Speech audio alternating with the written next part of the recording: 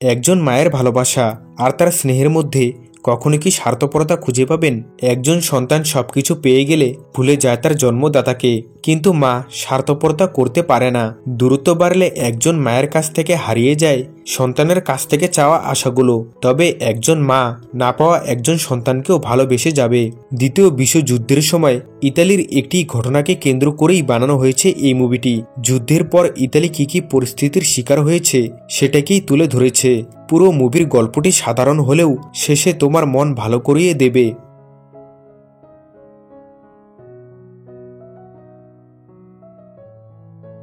শুরুতেই একজন ব্যক্তির পরিচয়ের ব্যাপারে জানা যায়। এই লোকটির নাম ছিল আমেরিগো। লোকটি পেশায় ছিল একজন বড় মাপের শিল্পী। আজকে তিনি একটি কনসার্টে অংশ নেবে। মূলত তিনি বড় মাপের একজন মিউজিশিয়ান। তবে কনসার্টে যাওয়ার আগে তার কাছে একটা খারাপ খবর আসে। আমেরিগোর মা মারা গিয়েছে। তিনি চাইলেই কিন্তু কনসার্টটি ক্যান্সেল করে দিতে পারে। তবে না, সে সবার সামনে নিজের প্রতিভা তুলে ধরে। মা মারা যাওয়ার কষ্টটি সে চেপে রেখেই নিজের প্রতিভা চালিয়ে যায়। তার চোখে মুখে ভেসে উঠছিল কষ্টের ছাপ।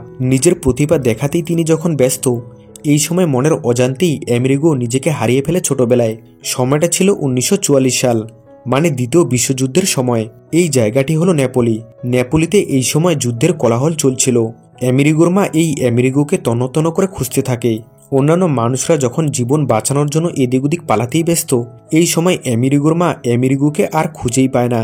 আমেরিগো আবার তার মাকে ঠিকই দেখতে পায়। আমেরিগো যেহেতু এখনো 5-6 বছরের বাচ্চা, তাই এগুলো তার কাছে অভিনয় মনে হয়। সে অনেক আনন্দ পায় মানুষের ছুটোছুটি দেখে। তবে কিছুক্ষণের মধ্যেই তাদের পাশেই বোমা বিস্ফোরণ হয়। চারিদিকে ধোঁয়া ছড়িয়ে পড়ে। এইসব দেখে আমেরিগো বুঝতে পারে এগুলো কোনো অভিনয় হতে পারে না। এইসব দৃশ্য মানুষের জীবন কেড়ে নিতে পারে। আমেরিগো ধোঁয়ার মাঝেই তার মাকে খুঁজে পায়। আমেরিগোকে দেখতে পেয়ে তার মা তাকে জড়িয়ে ধরে। দৃশ্য পরিবর্তন হয়। সময়টা হলো 1946 সাল। দ্বিতীয় বিশ্বযুদ্ধ শেষ হয়েছে। তবে দ্বিতীয় বিশ্বযুদ্ধ হওয়ার কারণে অনেক আর্থিক সংকট দেখা দিয়েছে। অ্যান্টিনিও এখন আমেরিগোর ছোটখাটো ইচ্ছেগুলো পূরণ করতেও এখন দ্বিধাদ্বন্দ্বে পড়ে যায়। দেশের আর্থিক সংকট বেড়ে যাওয়ায় অনেক মা কমিউনিস্ট নামের একটি পার্টির হাতে নিজের সন্তানকে তুলে দিতে এসেছে। এখানে অ্যান্টিনিও এটাই করতে এসেছে। কোনো মা চাইবে না নিজের সন্তানের কাছ থেকে দূরে থাকতে, কিন্তু পরিস্থিতি তাদেরকে এই কাজ করাতে বাধ্য করছে। আসলে কমিউনিস্ট পার্টিটি নাকি সকল বাচ্চাদের ভালো ফ্যামিলির হাতে তুলে দেবে, যাতে বাচ্চাগুলো বড় হয়ে মানুষ হতে পারে। কিন্তু এই এলাকার মহিলাগুলো কমিউনিস্ট পার্টির নামে অনেক খারাপ কথা বলছিল। কোনো মহিলা বলছিল বাচ্চাগুলোকে ট্রেনে করে এক জায়গায় নিয়ে গিয়ে মেরে ফেলবে। আবার অন্য কেউ বলছে বাচ্চাগুলোকে আমেরিকায় পাঠিয়ে দেবে, আর সেখানে বাচ্চাগুলোকে দিয়ে কাজ করিয়ে নেবে। এখনো অ্যান্টিনিও সিদ্ধান্ত নেয়নি সে কি করবে। তবে অনেক মহিলাই এই বিষয় নিয়ে তাকে নিন্দা করছে, তিনি যাতে তার বাচ্চাকে সেই পার্টির হাতে তুলে না দেয়। মূলত অ্যান্টিনিওর স্বামী অ্যান্টিনিওকে রেখেই আমেরিকা পালিয়ে গিয়েছে। অ্যান্টোনিওকে হয়তো এই দিন দেখতে হতো না যদি তার স্বামী পাশে থাকতো। পরের দিন কিছু বাচ্চার সাথে একজন লোককে দেখা যায়। এই লোকটির নাম হলো ফিওরো। ফিওরো বাচ্চাগুলোকে বলছিল স্বাধীনভাবে কিভাবে বাঁচতে হয়। তারপর ফিওরো অ্যান্টিনিওর বাড়িতে আসে। ফিওরো অ্যান্টিনিওকে কিছু টাকা দেয়। এখানে ফিওরো আর অ্যান্টিনিওর ভাবভঙ্গি দেখে বোঝাই যাচ্ছিল এরা একে অপরের সাথে ঘনিষ্ঠ সম্পর্কে রয়েছে। আমেরিগো তাদের সম্পর্কের ব্যাপারটা ভালোভাবেই বোঝে। এই জন্য আমেরিগো ফিওরোকে সহ্য করতে পারে না। অ্যান্টিনিও আমেরিগোকে বাইরে কাজে পাঠিয়ে দেয়। একদিন দেখা যায় আমেরিগো আর তার বন্ধু চার্চ থেকে কিছু ইঁদুর ধরে আনে। মূলত আমেরিগো আর তার বন্ধুর প্ল্যান হচ্ছে ইঁদুরগুলোর গায়ে রং লাগিয়ে বাজারে বিক্রি করা। যদি এভাবে তারা টাকা রোজগার করতে পারে তাহলে অভাব থাকবে না, আর অভাব না থাকলে তাদেরকে কমিউনিস্ট পার্টিতে পাঠাবে না। আমেরিগো আর তার বন্ধু তোমাসিনো ইঁদুরগুলোর গায়ে রং লাগিয়ে বাজারে বসে পড়ে। এই সময় একটি মহিলা কাস্টমার আসে তাদের এই ইঁদুর দেখতে। ইঁদুরগুলোর গায়ে এত সুন্দরভাবে সাদা পেন্ট করেছিল যে দেখে বোঝাই যায় না এগুলো কোনো ইঁদুর। মহিলাটি একটি ইঁদুর কিনে নেয়। আমেরিগো আর তার বন্ধু তোমাসিনো এভাবে টাকা হাতে পেয়ে বেশ খুশি হয়, কিন্তু এই খুশি বেশিক্ষণ থাকে না। ঠিক এই সময় আকাশ থেকে বৃষ্টি পড়তে থাকে। বৃষ্টির কারণে ইঁদুরের গায়ে যত রং লাগিয়েছিল সব ধুয়ে যায়। তোমাসিনো মার খাওয়ার ভয়ে এই জায়গা থেকে পালিয়ে যায়, কিন্তু যেই মহিলাটি ইঁদুর কিনেছিল সে আমেরিগোকে এসে ধরে ফেলে। আমেরিগোকে সবাই চারিদিকে ঘিরে ধরে। তবে এই সময় ফিওরো এসে তাকে বাঁচায়। আমেরিগো বাড়িতে এসে দেখে সেই কমিউনিস্ট পার্টির মহিলাটি তাদের বাড়িতে এসেছে। অ্যান্টিনিও বলে তিনি যা সিদ্ধান্ত নিয়েছে সেই সিদ্ধান্ত তিনি ঠিকই নিয়েছে। তো মহিলাটি আমেরিগোর কাছে গিয়ে বলে তুমি ঠিকই সিদ্ধান্ত নিয়েছ। আমেরিগো ট্রেনে উঠলে তাকে পোশাক, জুতো, খাবার সহ সব দেবে। তারা আমেরিগোকে নিজের মতো করে দেখবে। আমেরিগো বলে, যদি কমিউনিস্ট পার্টি এত কিছু করে তাহলে সে নিজে থেকেই যাবে। অ্যান্টনিও না চাইতেও তাকে এই কাজ করাতে বাধ্য করছে, কারণ একজনের খাবারই সে ঠিকমতো জোগাড় করতে পারছে না। পরের দিন অ্যান্টনিও আমেরিগোকে নিয়ে আসে কমিউনিস্ট পার্টির এক দপ্তরখানায়। এখানে অনেক মা এসেছে নিজের সন্তানকে কমিউনিস্ট পার্টির হাতে তুলে দিতে। এখানে কমিউনিস্ট পার্টির লোকটি অ্যান্টনিওকে তাদের ফ্যামিলির ব্যাপারে জিজ্ঞাসাবাদ করে। তবে এখানে একটা ব্যাপার জানা যায়, অ্যান্টনিওর লুইজি নামে আরও একটি সন্তান ছিল। তবে 3 বছর বয়সে লুইজি মারা যায়। কিছুক্ষণ পর সকল বাচ্চাদের স্নান করিয়ে দেয়। এরপর সকল বাচ্চাদের সুন্দরভাবে পোশাক পরিয়ে দিয়ে ট্রেনের কাছে নিয়ে আসে। কিন্তু অনেক মহিলা ও লোক আন্দোলন করছিল। তারা কোনোভাবেই বাচ্চাগুলোকে ট্রেনে উঠাতে দেবে না। মহিলাগুলো বলছিল বাচ্চাগুলোকে কোথাও নিয়ে গিয়ে তাদেরকে মেরে ফেলবে। একজন বাচ্চা সেই জায়গা থেকে বেঁচে এসেছিল। সেই বাচ্চাটি আমাদেরকে সবকিছুই বলেছে। সেখানে কি হয়, বাচ্চাদের মেরে তাদের মাংস কেটে খায়। সেখানকার মানুষগুলো নাকি মানুষরূপী রাক্ষস। এই কথা শুনতে পেয়ে সেখানে থাকা বাচ্চাগুলোর মনে আতঙ্ক ঢুকে পড়ে। সব বাচ্চাগুলো পালিয়ে তার মায়ের কাছে যায়। তবে এখানে আরেক মহিলা আন্দোলনকারী মহিলাদের বিরুদ্ধে ছিল। এই মহিলাটি বলে, তাদের কথায় কান না দিয়ে নিজের বাচ্চার অধিকার কেড়ে নিও না। সেখানে গেলে বাচ্চারা ভালো পোশাক পাবে, ভালো খাবার পাবে, মাথার উপরে ছাদ পাবে। আর এখানে থাকলে অসুখ তাদেরকে খেয়ে ফেলবে। এত সুন্দর সুযোগ বাচ্চাদের জীবন থেকে তারা যাতে কেড়ে না নেয়। কমিউনিস্ট পার্টির সেই মহিলাটিও এসে বলে, জার্মানদের ভাগানোর জন্য সে বন্দুক পর্যন্ত চালানো শিখেছে। নিজের ভাতিজা যুদ্ধে বাহাদুরি দেখাতে গিয়ে প্রাণ হারায়। তিনি নিজেও বুঝে একজন বাচ্চার প্রাণ কতটা মূল্য। ভোগ মরা জীবন বাচ্চাগুলো আর কতদিন পার করবে। আজ যদি মহিলারাই বাচ্চার চিন্তা না করে তাহলে অন্য কেউ এগিয়ে আসবে না। আমি কথা দিচ্ছি, বাচ্চাগুলোকে একদিন আমি ফিরিয়ে আনবই। মহিলাটির কথা শুনে সব মায়ের মন গলে যায়। তারা নিজেদের বাচ্চাগুলোকে ট্রেনে উঠিয়ে দেয়। এখানে ট্রেনের মধ্যে আমেরিগোর সাথে তার বন্ধু তোমাসিনো ও ছোট্ট একটি মেয়ে মার্চোয়ার সাথে দেখা হয়। সকল বাচ্চাগুলো হারিয়ে যাবে স্বচ্ছন্দ এক জীবনে। এখানে অনেক বাচ্চাই নিজের কোটি খুলে নিজ নিজ মায়ের দিকে ছুঁড়ে মারে, যাতে বাচ্চাগুলোর ভাই অথবা বোন এটা পড়তে পারে। আমেরিগোও তাই করে, নিজের কোটি খুলে তার মাকে দেয়। ছোট্ট একটি স্মৃতি তার মায়ের কাছে রেখে যায়। তবে অনেক সময় পেরিয়ে যাওয়ার পর অনেকেই বলছিল কোডটি তাদের দিয়ে দেওয়া ঠিক হয়নি। কোডটিতে নাকি একটি নাম্বার রয়েছে, এই নাম্বারটি নাকি তাদের সঠিক গন্তব্যে পৌঁছে দেবে। এখানে অনেকেই ভয় পেয়ে যায়। একজন বলছিল তাদেরকে যাতে কোনোভাবেই রাশিয়া না পাঠায়, রাশিয়ানরা নাকি বাচ্চাদের হাত পা কেটে ফেলে। সকল বাচ্চা এই কথা শুনে চিল্লাচিল্লি শুরু করে দেয়, তাদেরকে যাতে ট্রেন থেকে নামিয়ে দেয়। তবে একজন লোক এসে তাদের সবাইকেই শান্ত করে। রাত হয়, সবাই ঘুমিয়ে পড়ে। সকাল হতেই ট্রেনটি একটি বরফের এলাকায় এসে পড়ে। বরফ দেখে কেউ বলে এগুলো দুধ, আবার কেউ বলে এগুলো তো চিনি। বাচ্চাগুলো এখনো এটাও জানে না বরফ কি। অবশেষে ট্রেনটি সেই স্থানে এসে পড়ে, মানে নর্থ ইতালি। এখানে বাচ্চাগুলোকে স্বাগত জানানোর জন্য অনেকেই এসেছে। সকল বাচ্চাগুলোকে ভিতরে এনে তাদেরকে খাবার খেতে দেয়। তবে কোনো বাচ্চাই দেখা যায় মুখে খাবার তুলে না। সকল বাচ্চাই মনে করছিল হয়তো খাবারে বীজ আছে। কিন্তু কমিউনিস্ট পার্টির সেই মহিলাটি একটি খাবার উঠিয়ে নিজে খেয়ে নেয়। সে সকল বাচ্চাকে বিশ্বাস জাগিয়ে তোলে খাবারে কোনো বিষ নেই। এটা দেখে সকল বাচ্চাগুলো খাবার খেতে শুরু করে। খাওয়া শেষে অনেক ফ্যামিলি আসে বাচ্চা নিতে। এক এক করে সকল বাচ্চাকেই এখান থেকে নিয়ে যায়। কিন্তু একটা বাচ্চা এখানে ছিল, আর সেই বাচ্চাটি হলো আমেরিগো। তাকে কেউ নিতে আসে না। মূলত আগস্তিনো নামের যেই মহিলাটি দত্তক নিতে আসার কথা ছিল, সেই মহিলাটি এই মাসেই বাচ্চার জন্ম দেবে। তাই আমেরিগোকে সে নিতে আসেনি। এখানে একজন ডেরনা নামে মহিলা ছিল। ডেরনার ইচ্ছা ছিল না কোনো বাচ্চা দত্তক নেওয়ার। তবে আমেরিগোকে যেহেতু কেউ নিতে আসেনি, তাই ডেরনা তাকে দত্তক নেয়। তবে এখানে একটা ব্যাপার জানা যায়, ডেরনার পরিবার বলতে কেউ নেই। তিনি একটি বাড়িতে একা থাকে। ডেরনার ভাই আছে, তবে সে একটু দূরে থাকে। ডেরনা বলে, আমেরিগো, তোমার তো একটি পরিবার চাই, কিন্তু আমি তো একা থাকি, তোমার এতে তো অসুবিধা হবে। ডেরনা একটু পর নিজের বাড়িতে আসে। প্রথম দিন রাতে আমেরিগোর ঘুম আসে না। নতুন জায়গা আর মাকে সে অনেক মিস করছে। ঘুমানোর সময় আমেরিগো স্বপ্ন দেখে। আমেরিগো মামা করে চিৎকার করছিল। চিৎকার শুনে ডেরনা তার কাছে আসে, কারণ আমেরিগো ঘুমানোর আগে তার মা তাকে প্রতিদিন ঘুম পাড়িয়ে দিত। আমেরিগো ডেরনাকে অনুরোধ করে তিনি যাতে একটি গান গেয়ে তাকে ঘুম পাড়িয়ে দেয়। আমেরিগোর অনেক অনুরোধে সে রাজি হয়। পরের দিন ডেরনা আমেরিগোকে নিয়ে আসে তার ভাইয়ের বাড়িতে, যাতে আমেরিগোর মনটা একটু ভালো হয়। ডেরনার ভাইয়ের ছেলেগুলোর সাথে আমেরিগোর পরিচয় করিয়ে দেয়। ডেরনার ভাইয়ের বড় ছেলের নাম রিবো, আর মেজো ছেলেটিকে যে দেখছেন তিনি লুজিও। তবে এখানে আমেরিগো আসায় লুজিও একটুও খুশি ছিল না। রিবোর সাথে আমেরিগোর খুব সুন্দর বন্ধুর মতো সম্পর্ক গড়ে ওঠে। এখানকার নিয়ম কায়দাগুলো আমেরিগো ধীরে ধীরে শিখতে শুরু করে। আমেরিগো অনেক চঞ্চল, তাই বাড়ির অনেক কাজও সে করে। তবে এত কিছুর মাঝেও আমেরিগোর মনে তো একটা জিনিস নেই, আর সেটা হলো মায়ের ভালোবাসা। ডেরনা তাকে নিয়ে এসেছে ঠিকই, তবে সে মায়ের ভালোবাসাটা সে আমেরিগোকে দিতে পারেনি। ডেরনা আমেরিগোকে দেখে বুঝতে পারে। ডেরনা আমেরিগোকে বলে এতে তার কিছুই করার নেই, তিনি কোনো বাচ্চা নিতে চায়নি। মেডিলোনার অনেক জোরাজোরিতে তিনি তাকে নিয়ে এসেছে। পরের দিন রিবোর কাছে ডেরনার ব্যাপারে অনেক কিছু জানতে পারে আমেরিগো। ডেরনা এই জন্য একা থাকে কারণ যুদ্ধের সময় জার্মান সৈন্য তার বয়ফ্রেন্ডকে খুব খারাপভাবে হত্যা করেছিল। এই জন্য আজও ডেরনা তার কথা ভাবে।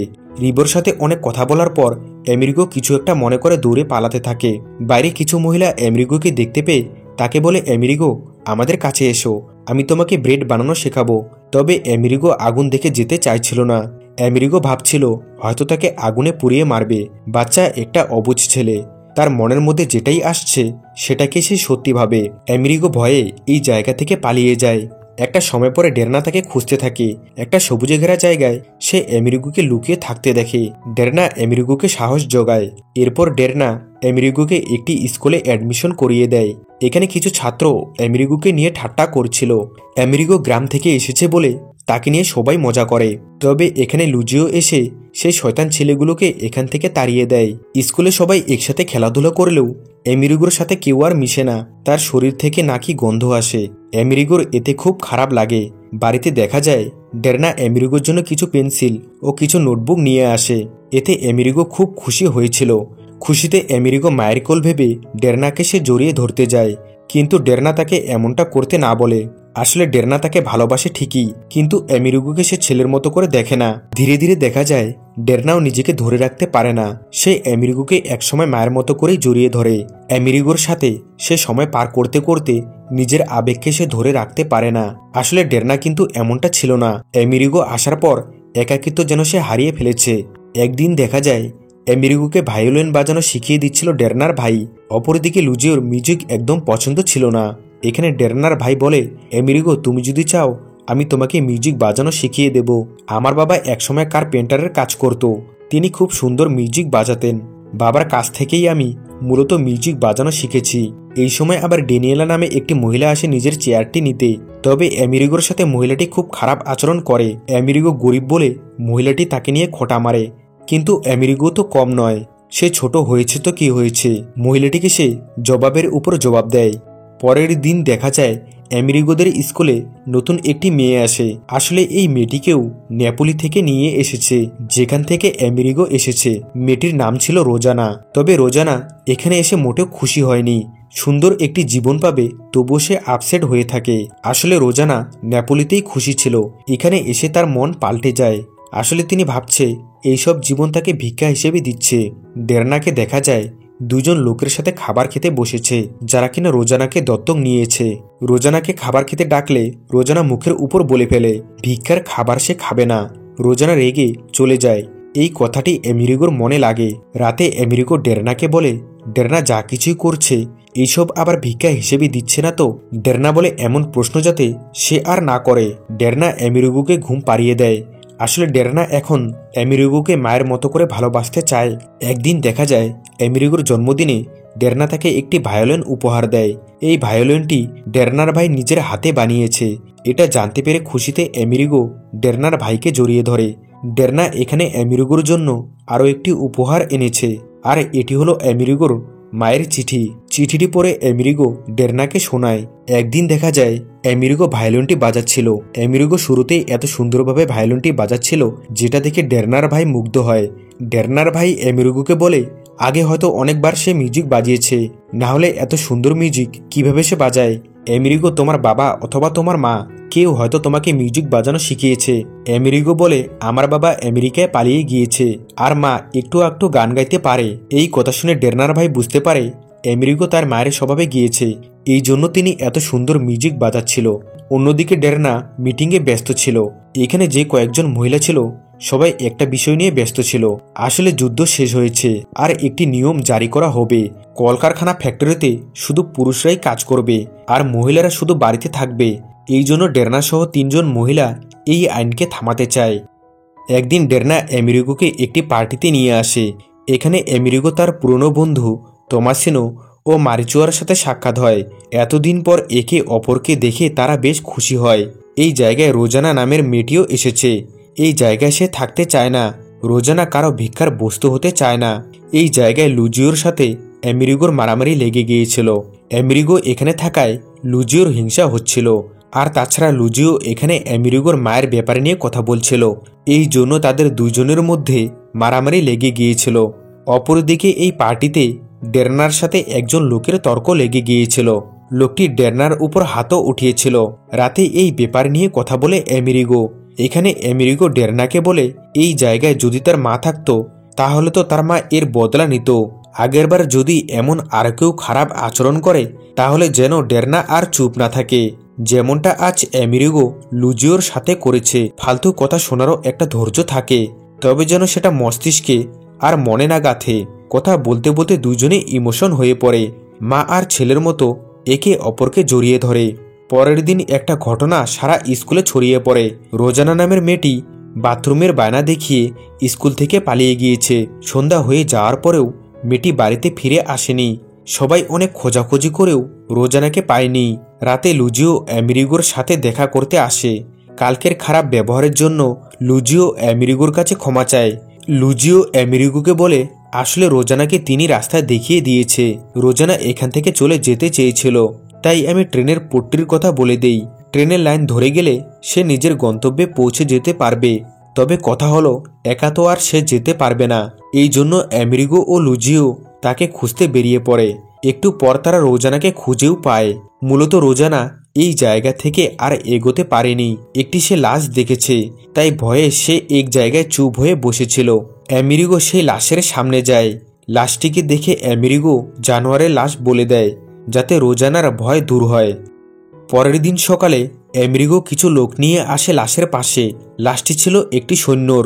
মূলত আমেরিগো এই জন্যই সবাইকে লাশের ব্যাপারটি জানিয়েছে, যাতে এই লাশটির অন্তিম সংস্কার করে, তাহলে লাশটির আত্মা শান্তি পাবে। এখানে বোঝা যায় আমেরিগো বাচ্চা হলেও কি হবে, তার জ্ঞান বুদ্ধি ছিল একজন প্রাপ্তবয়স্কর মতো। সময় পার হতে থাকে। এখন আমেরিগো আর লুজিও ভালো বন্ধু হয়ে গেছে। তারা একে অন্যের সাথে সময় কাটাতে থাকে। এদের দুজনের মাঝে এত সুন্দর বন্ধুত্ব গড়ে উঠেছে, একে অন্যকে ছাড়া আর সময় পার হয় না। আমেরিগো আর লুজিও সবসময় এখন খেলাধুলায় ব্যস্ত থাকে। একদিন দেখা যায় ডেরনা আমেরিগোর জন্য কিছু খাবার সাজিয়ে দিচ্ছিল। আসলে আমেরিগোর বাড়ি যাওয়ার সময় হয়েছে। আমেরিগো এতে ভীষণ খুশি ছিল। তবে ডেরনার মন ভেঙে পড়ে। মায়ের মতো করে নিজের মনকে সে এতদিন ধরে সাজিয়ে রেখেছিল, কিন্তু সত্যিটা তো মানতেই হবে, আমেরিগোকে তো যেতেই হবে। তবে ডেরনা বলে আমেরিগো, আমি তোমাকে মাঝে মাঝে চিঠি পাঠাবো, সময় পেলে তুমিও পাঠিও। আমেরিগো ট্রেনে উঠে পড়ে। এখানে ডেরনার ভাই আমেরিগোকে বলে, আমেরিগো তুমি যাতে দ্রুত আমাদের কাছে এসে পড়ো। তোমার কাছে যতই কাজ থাকুক না কেন, তুমি তোমার ভায়োলিন বাজানো কখনোই বন্ধ করো না, এতে তোমাকে অনেক উঁচুতে নিয়ে যাবে। ট্রেন চালু করে। ডেরনা নিজেকে আর ধরে রাখতে পারে না, সে কেঁদেই ফেলে। ট্রেনে ওঠার পর আমেরিগো ইমোশন হয়ে পড়ে। ডেরনার সাথে সময়টুকু যে পার করেছে এটা আমেরিগোকে বারবার মনে করিয়ে দিচ্ছে। ট্রেনটি অনেক ভ্রমণ করার পর নেপোলিতে আসে। পরে আমেরিগো নিজের বাড়িতে আসে। আমেরিগো তার মাকে ভায়োলিনটি দেখায়। আমেরিগো বড় হয়ে মিউজিশিয়ান হবে, কিন্তু কেন জানি অ্যান্টনিও রেগে আমেরিগোর কাছ থেকে ভায়োলিনটি ছিনিয়ে নেয়। আমেরিগো যাতে মিউজিক না বাজিয়ে কাল থেকে যেন একটি মহিলার দোকানে কাজ করে, দোকানে অনেক ভালো কাজ করলে তাকে অনেক টাকা দেবে। আমেরিগো এই কথা শুনে রেগে যায়। সে ঘর থেকে বাইরে বেরিয়ে আসে। আবার সে নর্থ ইতালিতে ফিরে যেতে চায়। সেখানে তাকে সবাই ভালোবাসে, আর এখানে তার মাও তাকে ভালোবাসে না। তার সাথে থাকা বৃদ্ধ মহিলাটি তাকে বোঝায়, তুমি ছাড়া তোমার মাকে ভালোবাসার মতো কেউ নেই, তাই হয়তো তিনি এইরকম করছে। আমেরিগো তুমি বড় হয়েছ, তোমাকে বুঝতে হবে। এভাবে 3 মাস পেরিয়ে যায়। তোমাসিনোকে তার দত্তক মা এখন অনেক কিছু পাঠায়। এই সব শুনে আমেরিগোর অনেক খারাপ লাগে। অনেক দিন হয়ে গেছে, তাই হয়তো সে আমেরিগোকে ভুলে গেছে। এতদিন হয়ে গেল, আজ পর্যন্ত ডেরনা তাকে একটি চিঠিও পাঠায়নি। রাতে খাওয়ার সময় আমেরিগো তার মাকে বলে, কমিউনিস্ট পার্টির মহিলাটিকে তিনি কি বলেছে ডেরনা তার জন্য কোনো কিছু পাঠিয়েছে কিনা। তবে অ্যান্টিনিও বলে কোনো কিছুই পাঠায়নি। এতে অ্যান্টিনিওর কথা শুনে আমেরিগোর একটু সন্দেহ হয়। পরের দিন আমেরিগো কাছ থেকে ছুটি পেয়ে কমিউনিস্ট পার্টির সেই মহিলা মেলাডোনার সাথে সাক্ষাৎ করতে আসে। মেলাডোনা আমেরিগোকে দেখে বলে, তিনি এতদিন কোথায় ছিল? ডেরনা তোমাকে অনেক মিস করে। ডেরনা তোমার জন্য কত কিনা করেছে, কিন্তু তুমি ডেরনার খোঁজ একটিবারও নেওনি। একবার হলেও তিনি খোঁজ করতে পারতেন। তোমার মা অ্যান্টিনিও বলেছে সময় পেলে নাকি তুমি আসবে। ডেরনা তোমার জন্য অনেক চিঠি পাঠিয়েছে। এতে আমেরিগোর মন খারাপ হয়ে পড়ে। সে দ্রুত ছুটে আসে বাড়িতে। আমেরিগো তার মাকে বলে, আমার ভায়োলিনটি কোথায়? অ্যান্টিনিও বলে, ভায়োলিনটি সে বেচে দিয়েছে। ভায়োলিনটি বেচে সে খাবার নিয়ে এসেছে। অ্যান্টিনিও আরও বলে, স্বপ্ন থেকে যেন আমেরিগো বের হয়ে আসে। এখানকার পরিস্থিতি ঠিক নেই। অ্যান্টিনিওকে দেখে বোঝা যায় সে আর আমেরিগোকে হারাতে চায় না। সে সবসময় আমেরিগোকে আগলে রাখতে চায়। মায়ের প্রতি আমেরিগোর এক ঘৃণার জন্ম নেয়। মাকে না বলেই একদিন সে বাড়ি থেকে পালিয়ে আসে। ইচ্ছে ছিল মাকে সে বলে যাবে, তবে মায়ের মুখটি সে শেষবার দেখে যায়। মনে হয় আমেরিগো হয়তো ফিরে আর নাও আসতে পারে। আমেরিগো সেই ট্রেনের কাছে আসে। আমেরিগো উঠে পড়ে সেই ট্রেনে। ট্রেনটি আমেরিগোকে পৌঁছে দেবে ডেরনার কাছে। এখানে একজন মহিলা তার মায়ের ব্যাপারে জিজ্ঞেস করে, তবে আমেরিগো নিজের জীবিত মাকেই মৃত বানিয়ে ফেলে। মহিলাটিকে বলে তার মা মারা গিয়েছে। মায়ের প্রতি এত ঘৃণা জমে গিয়েছে আমেরিগোর মনে শেষমেশ তার মায়ের ভালোবাসাটাও সে বোঝার চেষ্টা করেনি। বহু বছর পেরিয়ে যায়। আমেরিগো একদিন বাড়িতে ফিরে আসে। আমেরিগো তার ছোটবেলার স্মৃতিগুলো ভেসে ওঠে। মায়ের স্মৃতি হিসেবে পড়ে রয়েছে জুতোগুলো। আমেরিগোর মা মারা গিয়েছে। আমেরিগো তার মায়ের বিছানার নিচে খুঁজে পায় তার ভায়োলিনটি তার মা বিক্রি করেনি। আমেরিগো তার নিজের জেদের জন্যই হয়তো তার মা এমনটা বলেছে। আসলে তার ভায়োলিনটি কিছু দিনের জন্য বন্ধক রেখেছিল। পরে আবার অ্যান্টিনিও সেটা ছাড়িয়ে আনে। আমেরিগো নিজের ভুল বুঝতে পারে। আমেরিগো তার মাকে ঘৃণার পর থেকে একটিবারও সে তার মাকে খোঁজ নেয়নি। আমেরিগো যাওয়ার পর সে আর কখনোই ফিরে আসেনি। মুভির শেষে আমাদেরকে বলা হয় আমেরিগোকে চাইলেই কিন্তু অ্যান্টিনিও তাকে নিয়ে আসতে পারতেন। আমেরিগো পালিয়ে যাওয়ার পর ডেরনা একবার অ্যান্টিনিওকে কল করেছিল। অ্যান্টিনিও ডেরনাকে বলেছে তিনি চাইলেই কিন্তু আমেরিগোকে রাখতে পারেন, আবার পাঠিয়েও দিতে পারেন। অ্যান্টিনিও আমেরিগোর জন্য অধীর আগ্রহে বসেছিলেন। অ্যান্টিনিও ভেবেছিল হয়তো সে ফিরে আসবে। অ্যান্টিনিও চাইলেই কিন্তু তাকে নিয়ে আসতে পারতেন, কিন্তু কখনোই আর অ্যান্টিনিও আমেরিগোকে নিতে আসেনি। এখানে বলা হয় কখনো কখনো যেতে দেওয়া মানুষগুলো নিজের থেকেও তোমাকে অনেক ভালোবাসে। সেই মানুষগুলোর উপর ভালোবাসাটা একটু বাড়িয়ে নিও। মুভির শেষে কিছু রিয়েল ছবি তুলে ধরা হয়।